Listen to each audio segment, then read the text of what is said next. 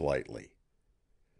On further examining the other side of the opening, I found a similar spot, indicated by other representations of the constellation, but this was itself a figure of the 7 stars, and each was wrought in burnished gold.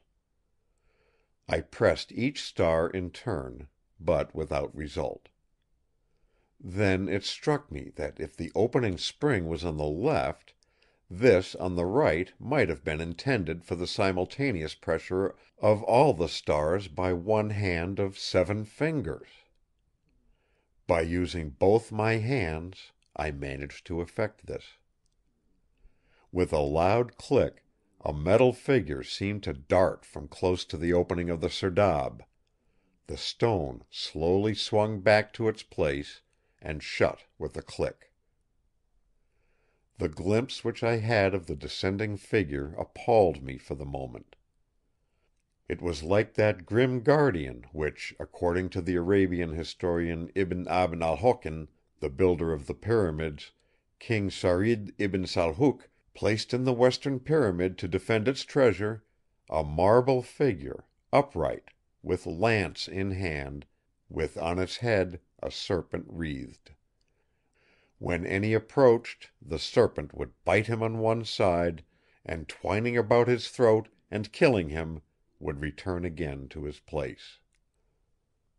I knew well that such a figure was not wrought to pleasantry, and that to brave it was no child's play. The dead Arab at my feet was proof of what could be done.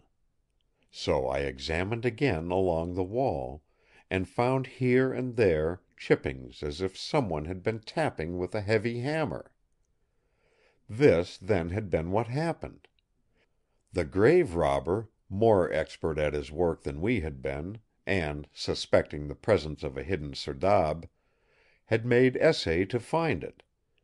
He had struck the spring by chance, had released the avenging treasurer, as the Arabian writer designated him. The issue spoke for itself. I got a piece of wood, and standing at a safe distance, pressed with the end of it upon the star. Instantly the stone flew back. The hidden figure within darted forward and thrust out its lance. Then it rose up and disappeared. I thought I might now safely press on the 7 stars, and did so. Again the stone rolled back, and the treasurer flashed by to his hidden lair. I repeated both experiments several times, with always the same result. I should have liked to examine the mechanism of that figure of such malignant mobility, but it was not possible without such tools as could not easily be had. It might be necessary to cut into a whole section of the rock. Some day I hope to go back, properly equipped, and attempt it. Perhaps you do not know that the entrance to a serdab is almost always very narrow. Sometimes a hand can hardly be inserted. 2 things I learned from this serdab.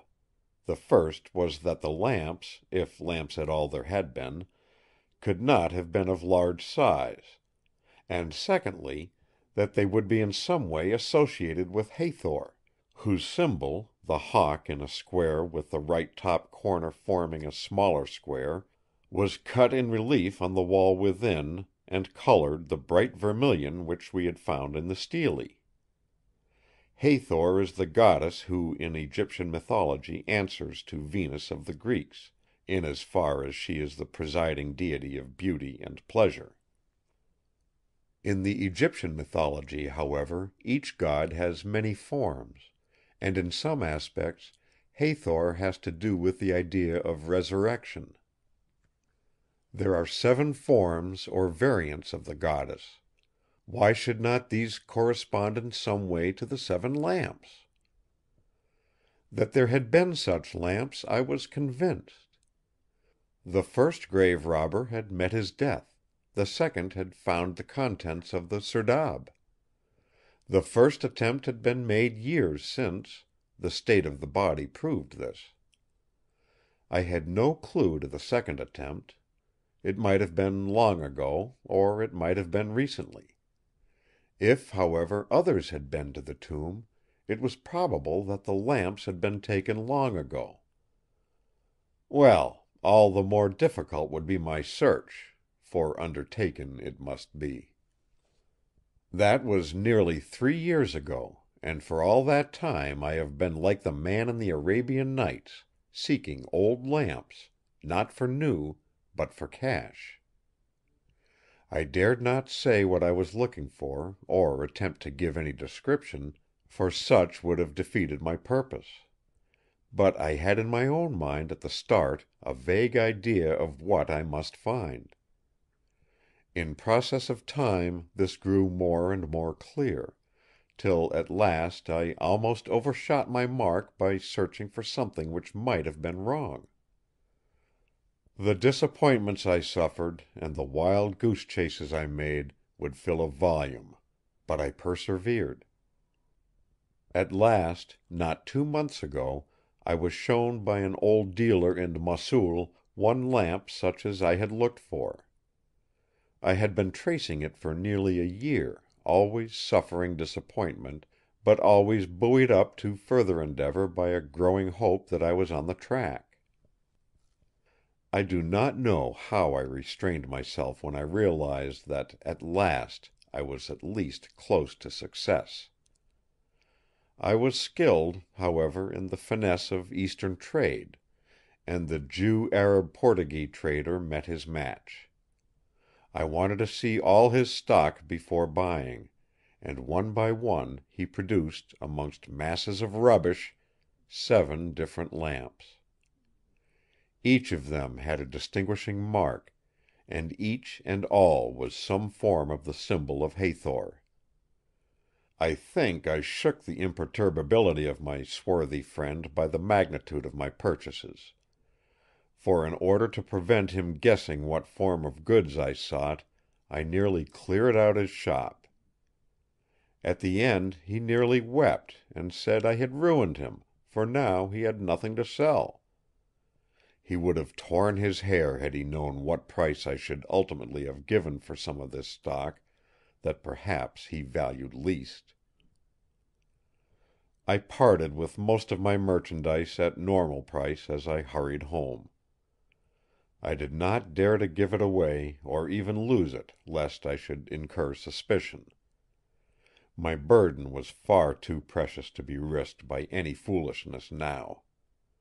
I got on as fast as it is possible to travel in such countries, and arrived in London with only the lamps and certain portable curios and papyri which I had picked up on my travels.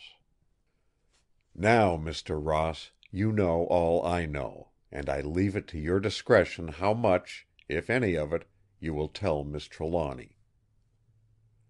As he finished, a clear young voice said behind us: "What about Miss Trelawny? She is here." We turned, startled, and looked at each other inquiringly. Miss Trelawny stood in the doorway. We did not know how long she had been present, or how much she had heard. End of chapter 12. Recording by Roger Moline.